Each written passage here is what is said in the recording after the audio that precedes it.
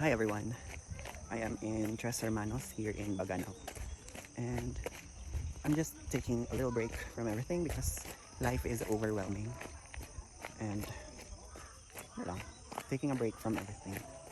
So I've been meaning to share my thoughts because I've been thinking a lot lately. Well, for a change, nagthink na siya. Congrats, bitaw.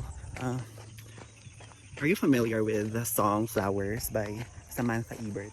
So, it's just something na I happen ako nabalaan ng title, but I've always heard it. And uh, there's a line there that says, ito basta the thought is, sometimes we ask God, why are we stuck here? Or why are we stuck in some place? And then God answers in the most mysterious ways. And it is His way.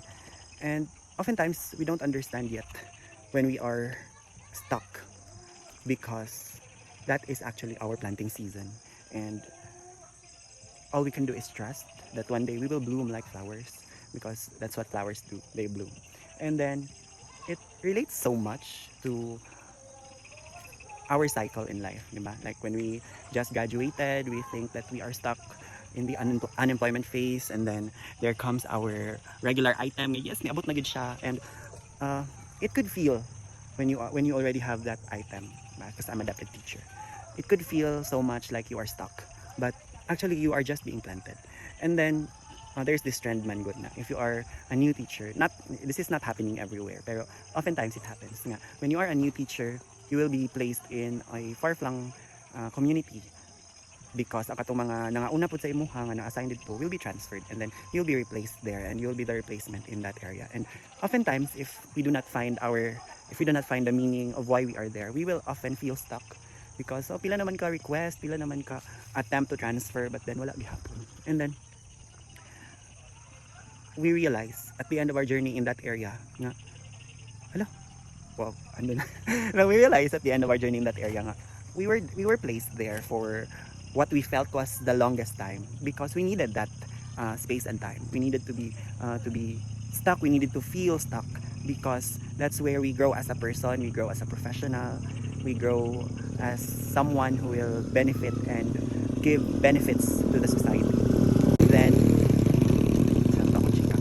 now as we go on with that, when we find our place, when we find our talent, when we find that forte perhaps per se, nga, I'm good with this, I'm good with hosting, I'm good with people, I'm good with managing, I'm good with learners who are having special needs.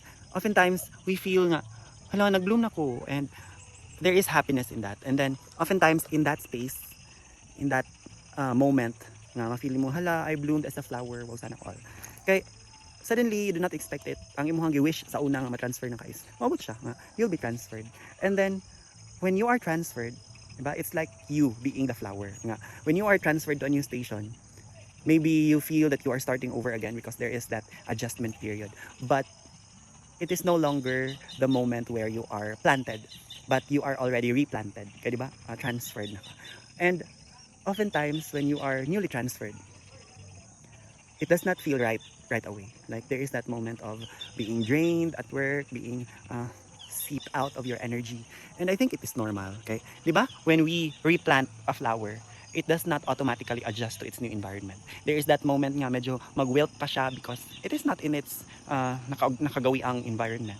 And it will adjust to the level of moisture, to the level of acidity, and then we people are just like that. We workers are just like that. When we are replanted somewhere, maybe the garden feels familiar, maybe the place feels familiar because you've been there before, but it will feel draining. It will feel that you will be steeped out of your energy. And I think that's normal because you are being replanted.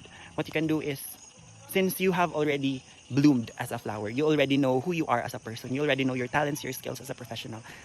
I don't think you still need to adjust who you are and find who you are to find meaning in that new area, but rather you shall become, or we shall become, blessings to that area. Like for example, you are being replanted in that specific garden because maybe that garden lacks flowers, ba?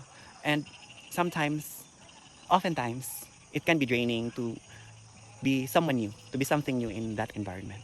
And what I think is that maybe look less on what is beyond your control, what is outside of your area in that garden, but rather keep nourishing who you are as a person, keep nourishing what you are as a flower, keep nourishing your talents and your skills. And when the time comes that your flower blooms again, your plant gets healthy again, your soil gets healthier because you as a flower.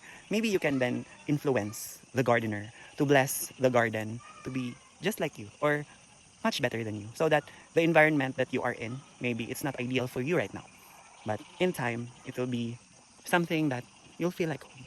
And maybe when the time comes again that you'll need a bigger garden, you'll be replanted again in a bigger garden.